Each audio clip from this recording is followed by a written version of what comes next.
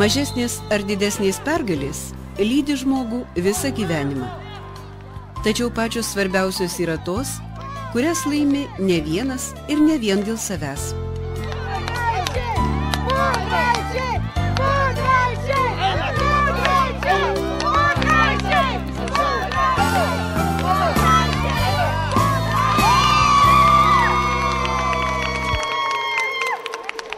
Žmogaus paskirtis yra gyventi ne vien savo, rūpintis ne vien savimi.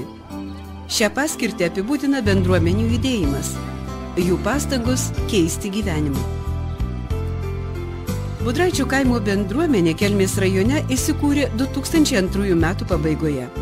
Ji vienija Kuršių, Tolučių, Budraičių, Kletiškių, Trainaičių, Pašakarnio ir Skogalio kaimų per 650 gyventojų, iš kurių 86 yra aktyvūs bendruomenės nariai.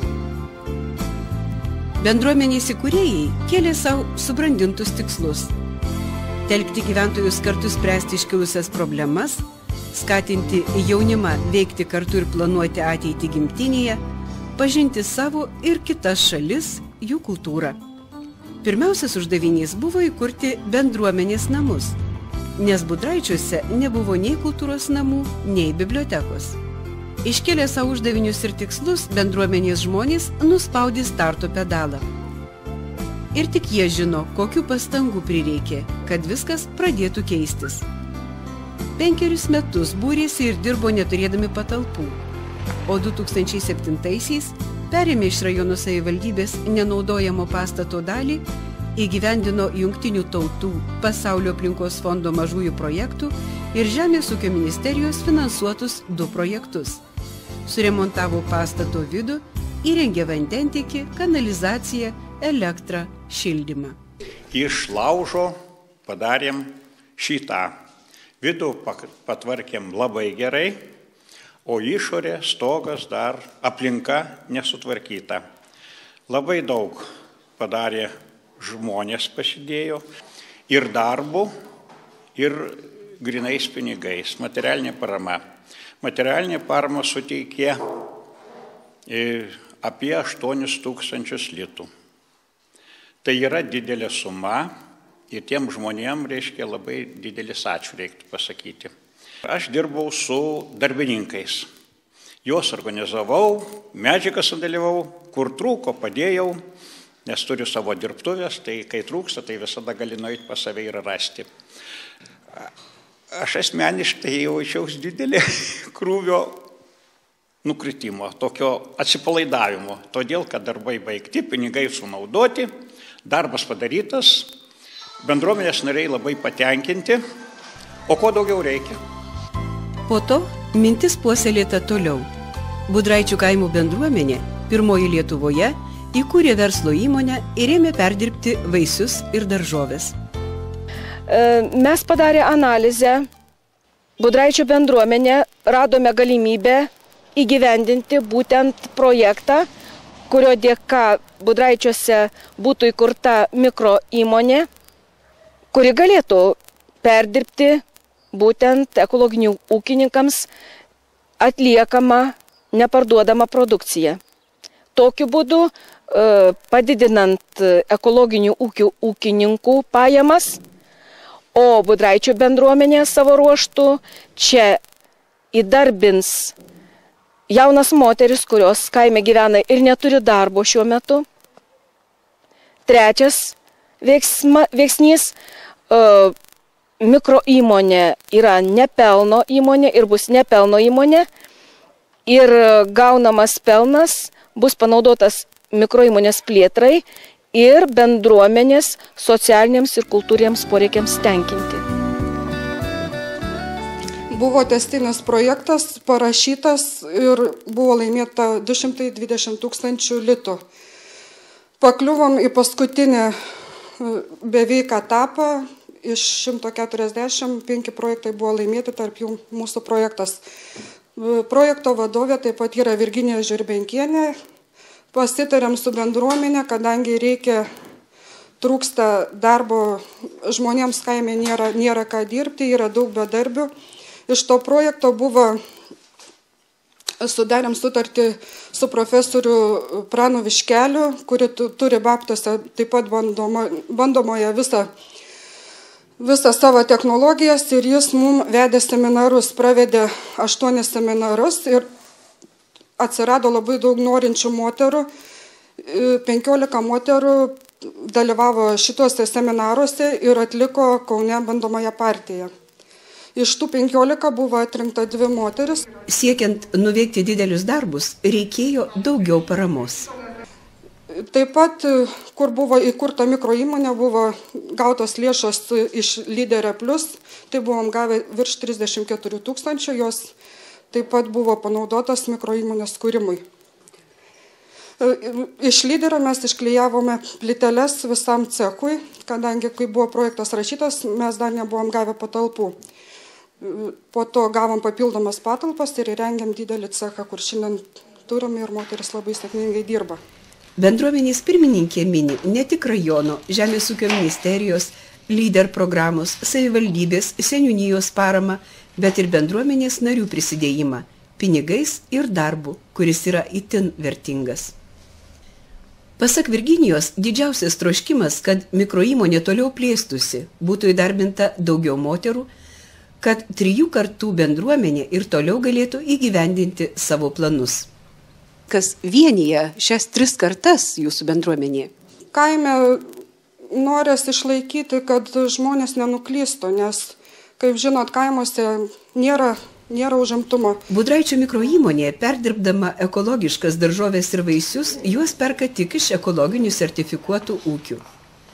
Kodėl ekologiški produktai vertesni už tręšiamus ir purškiamus chemikalais įtikinėti nebereikia, sako Budraičių bendruomenės vadovai. Matydami, kad Budraičių ir aplinkiniuose kaimuose yra daug vaikų ir jaunimo trokštančio veiklos, bendruomenės vadovai ėmėsi tą veiklą organizuoti. Seniūnija nupirko šachmatų, jų ir iš namų kai kas atnešė. Dabar 3 kartų namuose šurmulinga. Salėje būrėsi šachmatininkai, kitame kambarėlyje jau marginami velykaičiai, o labiausiai visi nori šokti. Šokių repeticijos vyksta pirties, kuri neseniai perduota bendruomeniai patalpose. Budraičių jaunimas norėtų šokti, dainuoti, žaisti šachmatais, šaškėmis, mėgsti dažo kiaušinius, dabar jau pradėjau mokytis. Šiaip sekasi neblogai, visi labai nori ir daug susirinko.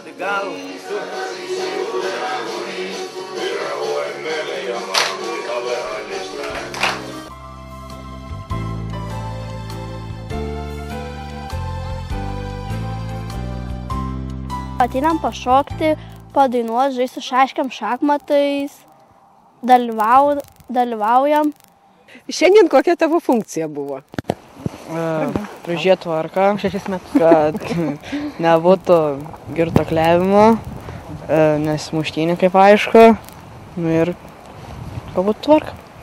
Ar toks vaikinukas gali ką nors padaryti, kad toj Lietuvai būtų teisingiau, geriau, gražiau?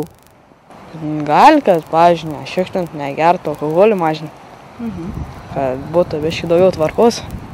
Mes šokam, dainuojam, visur dalyvaujam, kur tik pakviečia, visur ir važiuojam, žaidžiam šachmatai, šaškiam. Važiavom į Palangą, po to buvo dar viena ekskursija į Latviją, į Ventspilį, Smėlio olas. Šiaip su savo visokiom programėlėm, šokiais, dainavimu buvom Kražiuose, Pagryžuvy, Vijurkuose, Lino šventėje šokome čia Budraičiuose, Joninėse kaime. Jeigu nebūtų bendruomenės, kaip tada būtų? Turbūt jaunimas neturėtų ką veikti. Tikrai, nes mes ir patys norim visur dalyvauti ir laukiam, kol kas tikrai pasiūlys. Budraičių bendruomenė įsijungė į veiklą tiek pagyvenę žmonės, tiek jauni, ir patirtis, ir jaunystė duoda ir rezultatus. Yra žmonių, kurie užsiiminėja su jaunaisiais šokėjais, su dainininkais. Tenka man pačiam dirbti su jaunaisiais šachmatininkais. Vat mano kaimynas Benediktas dirba su šaškininkais taip pat. Užtat ir rezultatai neblogi. Bendruomenė aktyvi, tai yra būtent aktyvių žmonių dėka. atsidavę, kurie neskaičiuoja nei valandų, nei dienų. Laimėjimas tas, kad yra geras įdirbis ir perspektyvoje, jeigu gamyba plėsis, tai jau reiškia patirtis yra. Aš čia daug metų esu pradirbęs, inžinieriavau, žinau ir pažįstu visus, kam reikia pagalbos, kam. Tai va ir taip ir tarėmės, dirbam. Mūsų moteris rašo projektus, kad jos laimėti, nori ir visko reikia ir turi tos projektus, labai daug laiko užima ir labai daug reikia galvoti, mąstyti, proto reikia, aišku, turi mokėti parašyti ir planų, aišku, yra ir norim dar plėsti ir gamybą, norim sulčiaspaudę įsigyti. Kuo aktyvesnė bendruomenė, tuo lengviau seniūnijai visai, tuo lengviau dirbti, tuo lengviau gražintis. Tikrai daug greičiau galima išspręsti visas problemas. Manau, ateityje iš to jaunimo, su kuriuo jinai dabar dirba. Kitos bendruomenės gal ne taip labai, Budraičiai ypatingai dirba su jaunimu.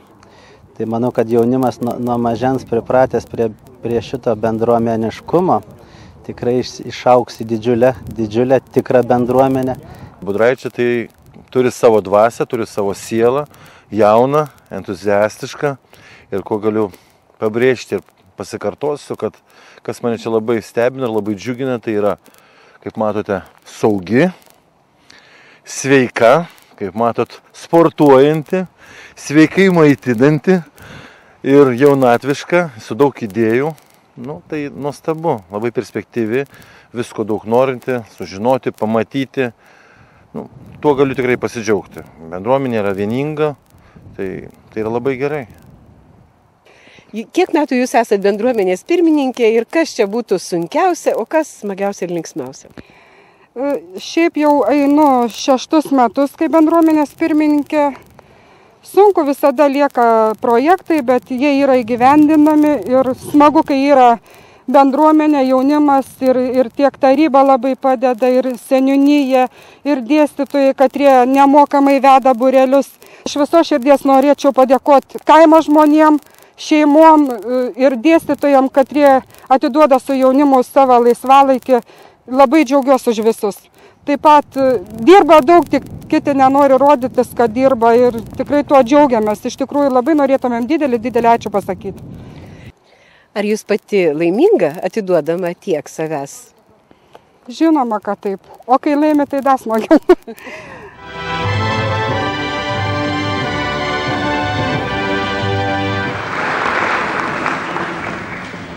Pirmoji nominacija už pilietinę iniciatyvą valstybės stiprinimo labui. Aktyvių žmonių pastangos ir idėjos neliko nepastebėtos.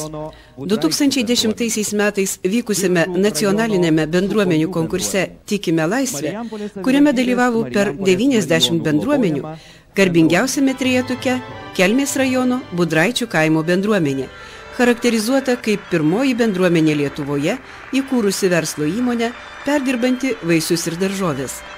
Jų ceche pagamintus ekologiškus produktus mielai perka didmiesčių valgytojai. Nuo įsikūrimo pradžios Budraičių bendruomenė įgyvendino daugybę idėjų ir projektų.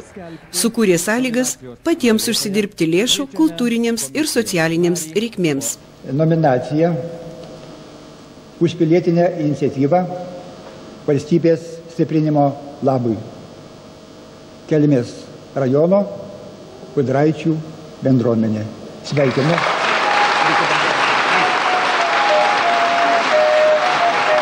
Įteikti apdovanojimą kviečiame ministro pirmininko kanclerį Deividą Matulionį. Nominacijos nugalėtojams įteikiamas premjero sveikinimas, nepriklausomybės atkūrimo medalis, konkurso partnerio Omnitel, piniginis prizas ir žinoma gėlės.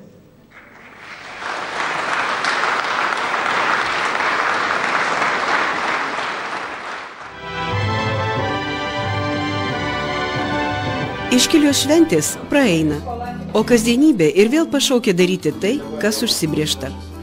Pasirašius naują projektą su Kelmės krašto partnerystės vietos veiklos grupe, bendruomenė tvarkys 3 kartų namų vidaus aplinką, įsigys būtinus veiklai įrengimus, baldus. Taip nuosekliai, išmintingai dirbant, viskas Budraičių bendruomenėje rėdosi darniai. Ir toks gyvenimas tampa įprastas, nepastebint, kaip bėga laikas, o pradėtos idėjos tampa tradicija ne tik bendruomeniai. Kaip jau 10-metį organizuojama Žemaitijos krašto literatų sueiga Prozos aruodai, skirta Budraičiuose gyvenusiam prozininkui ir muziejininkui, kaimo rašytojui Ignui Viržintui atminti.